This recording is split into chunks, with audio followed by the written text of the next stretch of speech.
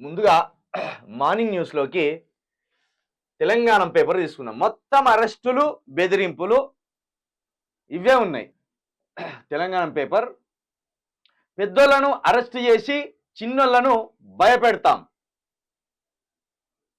రేవంత్ సర్కార్ నయా ప్లాన్, దాంట్లో భాగంగానే కొనతం దిలీప్ అరెస్ట్ విచారణ. తెలంగాణ వాదుల గొంతు నొక్కే ప్రయత్నం. జెన్నూరు ఘర్షణల సాకుగా చూపి అరెస్ట్. ఆయనకు సంబంధం లేని సోషల్ మీడియా పేజీలో ఘర్షణ వీడియోలు, మత ఘర్షణలకు కారణమయ్యారంటూ ఆరోపణలు. ప్రశ్నించే వారిని భయపెట్టే ప్రయత్నం. దిలీప్ అరెస్టును ఖండించిన తెలంగాణ వాదులు దాదాపు 8 గంటలు విచారించి నోటీసులు జారీ చేసి రాష్ట్ర బీజేపీ అధికారిక ఎక్స్ అకౌంట్తో పాటు అవే దృశ్యాలను షేర్ చేసిన ఇతర పేజీలు. బీజేపీ నేతల జోలికి పోకుండా బీజేపీ నేతల జోలికి కూడా పోని కాంగ్రెస్ సర్కార్ ప్రశ్నించే గొంతుకలపై రాజ్యం కత్తిగట్టింది. కేసుల పేరుతో వేధింపులకు గురి చేస్తుంది. దీనికి తాజా నిదర్శనం రాష్ట్ర మాజీ డిజిటల్ డైరెక్టర్, తెలంగాణ ఉద్యమకారుడు కొనతం దిలీప్. ఆయనకు సంబంధం లేని కేసులో ఇరికించే ప్రయత్నం చేస్తుంది సర్కార్. ఓ సోషల్ మీడియా పేజీలో ఎవరో పెట్టిన జెన్నూరు ఘర్షణలకు సంబంధించిన వీడియోలను సాకుగా చూపి అరెస్టు చేసి సుమారు 8 గంటల పాటు విచారించింది. మత ఘర్షణలకు కారణమయ్యారంటూ అభియోగాలు మోపి భయభ్రాంతులకు గురి చేయాలని చూస్తుందని తెలంగాణ వాదులు ఆరోపిస్తున్నారు. ఇదే అంశంపై పలువురు బీజేపీ నేతలు, ఇతర సోషల్ మీడియా వాళ్ళు వీడియోలను పోస్ట్ చేసినా పట్టించుకోని సర్కార్ ఒక కొనతం దిలీప్నే టార్గెట్ చేయడం విమర్శలకు దారితీస్తుంది. కక్ష గట్టినట్టు సర్కార్ వ్యవహరిస్తుందని ప్రధాన ప్రతిపక్షం బీఆర్ఎస్, తెలంగాణ వాదులు ఆగ్రహం వ్యక్తం చేస్తున్నారు. ఇక్కడ నిన్న కొనతం దిలీప్ని అరెస్ట్ చేయడానికి ప్రధానమైన కారణం ఏంటంటే, తెలుగు స్క్రైబ్ అనే ఒక యూట్యూబ్ ఛానల్, అదేవిధంగా ఆ తెలుగు స్క్రైబ్కి ట్విట్టర్ కూడా ఉంది. ఆ ట్విట్టర్లో ఒక పోస్ట్ వచ్చింది, ఎవరో మాట్లాడిన పోస్ట్ వచ్చింది. ఇట్లా రకరకాల బీజేపీలు కూడా ఇదే పోస్టులను పెట్టిండ్రు. ఆ పోస్టుకు సంబంధించి తెలుగు స్క్రైబ్లో ఉంటే, తెలుగు స్క్రైబ్ని హ్యాండిల్ చేసేది కొనతం దిలీప్ అనే సాకు చూపి నిన్న ఉదయం 11 గంటలకు తీసుకుపోయి రాత్రి 9-9:30 గంటల వరకు ఆయనను విచారణ పేరుతో సిసిఎస్లో, ఏది సైబర్ క్రైమ్లో నిర్బంధించింది.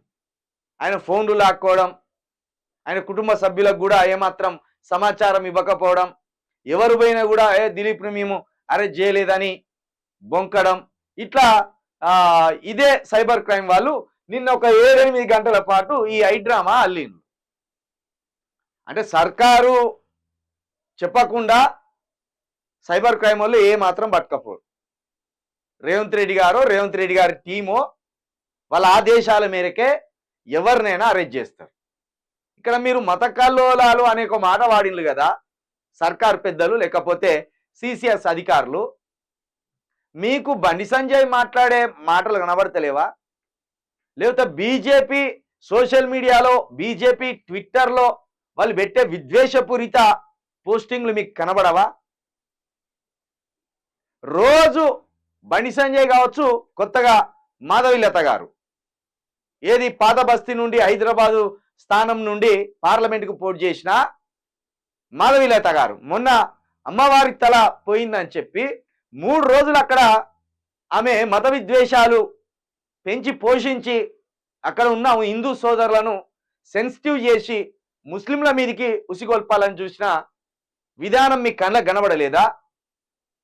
అక్కడ ఆమె చేస్తున్న హైడ్రామాని దాదాపు అన్ని బీజేపీ సోషల్ మీడియాలో రెచ్చగొట్టే విధంగా పెట్టిన పోస్టులు మీకు కనబడతలేవా?